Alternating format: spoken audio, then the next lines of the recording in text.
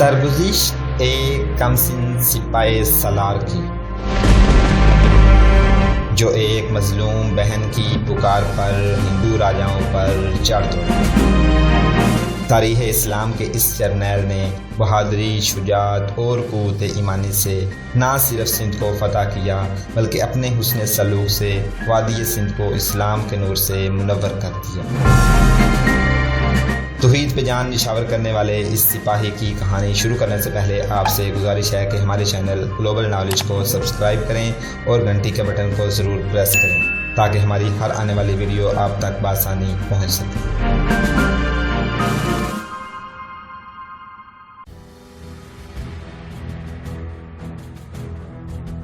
یہ کوئی خیالی قصہ نہیں۔ چاشنامہ فتوح البلدان اور تاریخ معصومی میں اس مدفون خزانے کا ذکر تفصیل سے ملتا ہے اور اس کی نشاندہی اس پنڈت نے ہی کی تھی۔ یہ بیان ہو چکا ہے کہ پنڈت نے محمد بن قاسم کو اس خزانے کا پتہ کیوں دیا تھا۔ محمد بن قاسم نے پنڈت سے کہا کہ وہ اس کا ذکر کسی اور کے ساتھ نہ کرے۔ پنڈت کو وہیں بیٹھنے کو کہا اور شبان سقفی کو الگ لے جا کر اسے وہ تمام باتیں سنائیں جو اس کے اور پنڈت کے درمیان ہوئی تھیں۔ یہ دھوکہ ہو سکتا ہے، شبان سقفی نے کہا۔ یہ تمہارے قتل کی سازش ہو سکتی ہے ابن قاسم، وہاں سونا ضرور ہوگا، اگر دیکھنا ہے تو چند آدمیوں کو ساتھ لے لیں گے۔ نہیں، محمد بن قاسم نے کہا، تمہارے سوا کوئی اور ہمارے ساتھ نہیں ہوگا۔ کیا تم نے ایسے قصے نہیں سنے کہ چند آدمی مدفون خزانہ نکالنے گئے اور جب خزانہ مل گیا تو ان آدمیوں نے ایک دوسرے کو قتل کر دیا؟ خزانہ دین و ایمان قائم نہیں رہنے دیا کرتا شبان۔ میں تو اپنے چچا حجاج بن یوسف کا وہ وعدہ پورا کرنا چاہتا ہوں جو اس نے خلیفہ سے کیا تھا۔ میں اسے اللہ کی مدد سمجھتا ہوں کہ پنڈت نے اس مدفون خزانے کی نشاندہی کی ہے۔ شبان سقفی کے ساتھ کچھ دیر باتیں کر کے محمد بن قاسم نے بوڑھے پنڈت سے کہا کہ وہ 3 یا 4 دنوں بعد اس کے ساتھ حوض والے مندر میں جائے گا۔ پنڈت کا شکریہ ادا کر کے وہ اس جگہ گیا جہاں ملتان کی پہلی مسجد کی تعمیر کے لیے بنیادیں کھودی جا رہی تھیں۔ اس دور کے کاتبوں کی تحریروں کے حوالے سے مورخوں نے لکھا ہے کہ محمد بن قاسم نے کدال اپنے ہاتھ میں لے لی اور بنیادیں کھودنے لگا۔ اس نے کدال اس وقت چھوڑی جب اس کا پسینہ اس کی آنکھوں میں پڑنے لگا اور اس سے بار بار آنکھیں پوچھنے کی ضرورت محسوس ہونے لگی۔ اس نے کدال رکھ دی، بنیاد سے باہر آیا اور دعا کے لیے ہاتھ اٹھائے، پھر اس کا پسینہ اور آنسو آپس میں گل مل گئے۔ وہاں سے اس نے شبان سقفی اور صرف 4 محافظوں کو ساتھ لیا اور واپس مندر میں آیا۔ بوڑھے پنڈت کو باہر بلایا اور اس سے کہا کہ وہ ابھی حوض والے مندر میں چلے۔ یہ سوچ شبان سقفی کی تھی کہ پنڈت کو دھوکے میں رکھا جائے کہ محمد بن قاسم 3-4 دنوں بعد حوض والے مندر میں جائے گا، لیکن اس سے اچانک کہا گیا کہ ابھی چلو۔ یہ دھوکہ اس لیے دیا گیا تھا کہ اس نے کوئی سازش کرنی ہو تو اسے مہلت نہ ملے۔ پنڈت کے لیے ایک گھوڑا ساتھ تھا، اسے اس پر سوار کر کے ساتھ لے گئے۔ حوض دور نہیں تھا۔ اس وقت ملتان کے گردنوا کے حدوحال کچھ اور تھے، کڈنالے، ٹیلے اور گاٹیاں زیادہ تھیں۔ ایک ویرانے میں حوض والا مندر تھا۔ محمد بن قاسم کے زمانے میں یہ مندر غیر آباد ہو چکا تھا۔ عبادت تو دور کی بات ہے، اس مندر کے قریب سے کوئی نہیں گزرتا تھا۔ اسے آسیبی مندر بھی کہا جاتا تھا اور زیادہ تر لوگ یقین سے کہتے تھے کہ گناہ گاروں کی بدروحیں اس مندر میں لے جائی جاتی ہیں اور وہاں انہیں سزا بھی ملتی ہے اور انہیں نیک بھی بنایا جاتا ہے۔ مندر کے علاقے میں گیدڑ، بھیڑیا، کتا یا ایسا کوئی بھی جانور دیکھتے یا چیلوں اور گدھوں کو دیکھتے تو کہتے کہ یہ بدروحیں ہیں۔ ہو سکتا ہے لوگوں میں یہ خوف و ہراس اس بوڑھے پنڈت کے باپ دادا اور پردادا نے مندر سے لوگوں کو دور رکھنے کے لیے پیدا کیا ہو، کیونکہ وہاں منوں کے حساب سے خزانہ مدفون تھا۔ محمد بن قاسم پنڈت کے ساتھ وہاں پہنچا، سب گھوڑوں سے اتر گئے۔ پنڈت نے نہ جانے کس خیال سے محمد بن قاسم سے کہا کہ وہ اکیلا اس کے ساتھ چلے۔ حوض خشک تھا، اس میں اترنے کے لیے سیڑھیاں تھیں۔ پنڈت سیڑھیوں سے اترنے لگا، اس کے پیچھے محمد بن قاسم اترا۔ آگے مندر کی چند ایک سیڑھیاں تھیں، دونوں ان پر چڑھ کر مندر میں داخل ہو گئے۔ وہ جوں جوں آگے بڑھتے جا رہے تھے، اندھیرا گہرا ہوتا جا رہا تھا۔ پنڈت اندھیرے میں بائیں جانب غائب ہو گیا۔ اس کی صرف یہ آواز سنائی دی، ادھر۔ محمد بن قاسم بائیں کو مڑا۔ یہ سیڑھیاں تھیں جو نیچے کو جاتی تھیں۔ وہ نیچے اترنے لگا، بدبو اتنی کہ برداشت نہیں ہوتی تھی۔ اچانک اتنی زور سے بڑبڑ کی آواز اٹھی کہ محمد بن قاسم جیسا دلیر آدمی گھبرا گیا۔ اس کے ساتھ اوں اوں کی ہلکی ہلکی بے شمار آوازیں آنے لگیں۔ بیٹھ جاؤ، پنڈت کی آواز آئی، بڑے چمگادڑ ہیں۔ محمد بن قاسم بیٹھ گیا۔ چمگادڑوں کا گول جگڑ کی طرح ان کے اوپر سے گزرنے لگا۔ یہ چیلوں جتنے بڑے چمگادڑ تھے جن کے پروں کی ہوا پنکھوں جیسی تھی۔ یہ مندر ان کا خاموش مسکن تھا اور یہ خاموشی 2 انسانوں نے توڑ دی۔ چمگادڑ ڈر کر باہر کو بھاگ رہے تھے۔ سینکڑوں چمگادڑ مندر کے تہانے سے نکل گئے، لیکن وہ جس دھماکہ نما پھڑپھڑاہٹ سے اڑے تھے اس کی گونج ابھی تک مندر میں بھڑک رہی تھی۔ پنڈت سیڑھیاں اترنے لگا۔ محمد بن قاسم سنبھل کر قدم نیچے رکھتا اترتا گیا اور سیڑھیاں ختم ہو گئیں۔ پنڈت اس کا ہاتھ پکڑ کر دائیں کو لے گیا۔ اندھیرا سیاہ کالا ہو گیا۔ چند قدم آگے پنڈت اسے بائیں طرف لے گیا۔ اس راہداری میں ہلکی ہلکی روشنی تھی یا اندھیرا کم ہو گیا تھا۔ محمد بن قاسم کو سرسراہٹ سی سنائی دی، جیسے کوئی آدمی دبے پاؤں آ رہا ہو۔ محمد بن قاسم نے فوراً تلوار نکال لی۔ اسے نیا میں ہی رہنے دو، پنڈت نے کہا۔ یہ اس تاریک دنیا کی مخلوق ہے، سانپ ہوگا، دیکھو کتنی بدبو ہے۔ یہ گدڑوں یا بچھوں کے بچے ہوں گے۔ آوازیں نہیں سنائی دے رہی آپ کو؟ محمد بن قاسم ہلکی ہلکی آوازیں سن رہا تھا۔ اس نے تلوار نیام میں ڈال لی۔ کچھ اور آگے گئے تو ایک کمرہ آ گیا۔ سامنے والی دیوار میں چھت کے ساتھ چھوٹا سا دریچہ تھا جو جالوں سے اٹا ہوا تھا اور اس میں سے ہلکی ہلکی روشنی آ رہی تھی۔ کمرے کے وسط میں ایک آدمی کھڑا تھا۔ چونکہ روشنی کم تھی اور اس کے پیچھے تھی، اس لیے اس آدمی کے چہرے کے حد و حال دکھائی نہیں دیتے تھے۔ وہ سیاہ سایہ تھا اور وہ وار کرنے کی تیاری کی حالت میں تھا۔ یہ ایک تاریخی حقیقت ہے کہ محمد بن قاسم نے اس خیال سے کہ اسے یہاں قتل کرنے کے لیے لایا گیا ہے، بڑی تیزی سے تلوار نکالی اور اس آدمی پر وار کرنے کے لیے لپکا۔ بوڑھے پنڈت نے اس کا بازو پکڑ لیا۔ رک جا عربی سالار، پنڈت نے کہا۔ یہ کوئی زندہ انسان نہیں، یہ سونے کا وہ بت ہے جو راجا جسوبن نے بنوا کر یہاں رکھا تھا۔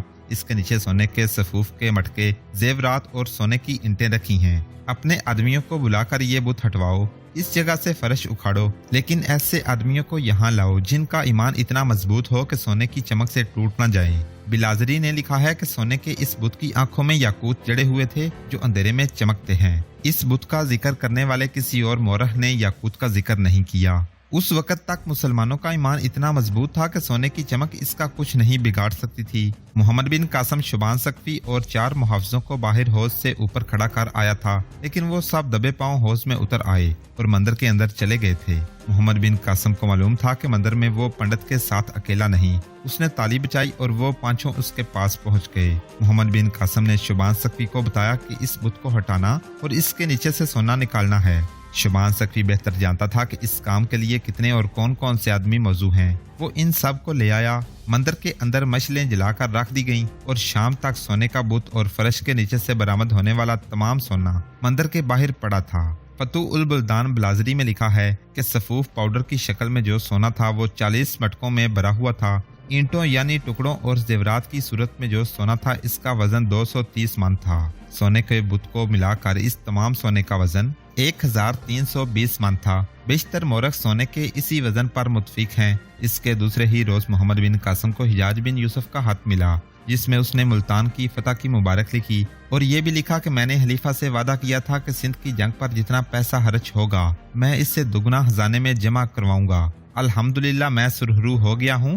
حساب کرنے پر معلوم ہوا ہے کہ اب تک تمہاری فوج پر 60,000 نقدی درہم خرچ ہوئے ہیں اور تم نے اب تک نقد اور قیمتی اشیاء کی صورت میں جو کچھ بھیجا ہے اس کی مالیت 1,20,000 نقدی درہم ہے۔ اس خط میں حجاج بن یوسف نے یہ بھی لکھا تھا کہ ہر شہر اور ہر قصبے میں ایک ایسی شاندار مسجد تعمیر کرواؤ جو تا قیامت اس ملک میں اسلام لانے والوں اور اسلام کے لیے جانیں قربان کرنے والوں کی یادگار رہے۔ اب جمعہ کے خطبے میں خلیفہ کا نام لیا جائے اور تم خلیفہ کے نام کا سکہ بھی جاری کر دو۔ ان اخراجات میں جو حجاج بن یوسف نے لکھے تھے سکہ اور ملتان کی فتح کے اخراجات شامل نہیں تھے اور 1,20,000 درہم میں جو محمد بن قاسم نے بھیجے تھے یہ سونا شامل نہیں تھا جو ملتان کے حوض والے مندر سے برآمد ہوا تھا۔ محمد بن قاسم نے یہ ہاتھ ملتے ہی مندر سے برآمد ہونے والے سونے کا 5واں حصہ خلافت کا علیحدہ کر کے کشتیوں کے ذریعے دیبل بھیجا اور دیبل سے یہ سونا عراق کو جہاز کے ذریعے بھیج دیا گیا۔ جنگ کے اخراجات اور مال غنیمت کے حساب کتاب میں مورخوں میں اختلاف پایا جاتا ہے۔ بعض مورخوں نے لکھا ہے کہ سندھ کی جنگ پر 6 کروڑ درہم خرچ ہوئے اور مال غنیمت کی صورت میں جو واپس ملا وہ 12 کروڑ درہم کی مالیت کا تھا۔ ان مورخوں نے حجاج کا جو ہاتھ پیش کیا ہے اس میں اس نے یہ بھی لکھا ہے کہ ہم نے اپنے خون کا بدلہ لے لیا ہے اور جو خرچ کیا وہ واپس مل گیا۔ 6 کروڑ مزید مل گئے اور اسلام کے سب سے بڑے دشمن راجہ داہر کا سر الگ ملا۔ محمد بن قاسم نے داؤد بن نصر بن ولید عمانی کو ملتان کا حاکم مقرر کیا۔ حریم بن عبد الملک تمیمی، اکرمہ بن ریحام شامی اور احمد بن حزیمہ بن عتبہ مدنی کو ملتان کے تحت آنے والے علاقوں کے مختلف حصوں کا حاکم بنایا۔ یہ بہت ہی وسیع و عریض علاقہ تھا جس کے انتظامات سوچ سمجھ کر کیے گئے۔ محمد بن قاسم نے ملتان میں جو فوج اپنے ساتھ رکھی اس کی تعداد 50,000 تھی और ये सब घोड़सवार थे। इनमें सिंध के मुख्तलिफ इलाकों के सवार भी शामिल थे। मुल्तान के इलाके में मुख्तलिफ जगहों पर जो फौज रखी गई, इसमें सवारों के साथ प्यादे भी थे। मुल्तान फतह हो जाने से आज का पूरा पंजाब और कुछ हिस्सा कश्मीर का भी इस्लामी सल्तनत में आ गया था। छोटी मोटी रियासतों के राजों ने मोहम्मद बिन कासिम की इताअत कबूल कर ली थी। मोहम्मद बिन कासिम ने अब आज के भारत की हुक्मरानी की तरफ तवज्जो दी। इनमें सबसे बड़ी रियासत कनूज थी। एक रोज मोहम्मद बिन कासिम ने अपने सलारों और मशीरों को बुलाया और इनसे अगली पेशकदमी के लिए सुलह मशवरा किया। फैसला हुआ कि कनूज के राजा को कबूल इस्लाम की दावत दी जाए। मोहम्मद बिन कासिम ने अपने सलारों पर नजर दौड़ाई और नजर एक सलार पर ठहर गई। अबू हकीम शेबानी मोहम्मद बिन कासिम ने इस सलार से मुस्कुराकर कहा, खुदा की कसम, इस मुहिम के लिए मुझे तुम ही मौजू नजर आते हो। बेहतर हूँ या नहीं इब्ने कासिम? अबू हकीम शेबानी ने कहा, बेहतर बन के दिखा दूंगा। ये सादत मुझको ही दो। 10,000 सवार अपने साथ लो। मोहम्मद बिन कासिम ने कहा, रसद और दीगर सामान इकट्ठा कर लो। कनूज तक का फासला भी देख लो। रहनुमाई के लिए तुम्हारे साथ मुकामी आदमी होंगे। ये इंतजाम मेरा है इब्ने कासिम। अबू हलीम शेबानी ने कहा, राजा कनूज से क्या कहना है? उससे कहना है कि इस्लाम कबूल कर लो। मोहम्मद बिन कासिम ने कहा, तुम जानते हो कि कबूल इस्लाम की दावत किन अल्फाज में और किस तरह देनी है। अगर वो इससे इनकार करे तो उसे कहना कि अतात कबूल कर ले और जजिया अदा कर दे। ये भी कहना कि समुंदर से लेकर कश्मीर तक कई राजों ने इस्लाम कबूल कर लिया है और जिन्होंने इस्लाम कबूल नहीं किया उन्होंने जजिया अदा करने का इकरार किया है। अगर वो हमारी शरात मानने की बजाय हमें मैदान जंग में आने के लिए ललकारे तो मेरे लिए क्या हुक्म है? अबू हलीम शेबानी ने पूछा, क्या मैं इन 10,000 सवारों से उनके मुकाबले में? नहीं अबू हकीम। मोहम्मद बिन कासिम ने कहा, तुम उदयपुर तक जाओगे, वहां से तुम्हारे साथ एक एलची जाएगा। अपने दस्तों को तुम रास्ते में छोड़ जाओगे। यहाँ एक वजाहत जरूरी मालूम होती है। बाज मोरहों ने या बाद के तारीख नवीसों ने उदयपुर को दीपालपुर लिखा है, जो सही नहीं। मोहम्मद बिन कासिम खुद दीपालपुर तक नहीं आया था। अबू हलीम शेबानी 10,000 सवारों के साथ रवाना हो गया। न जाने कितने दिनों बाद उदयपुर पहुंचा। उसने अपनी सवार फौज वहीं छोड़ी और उदयपुर से एक एलची को साथ लेकर कनूज गया। उसके साथ 400 सवारों का दस्ता गया।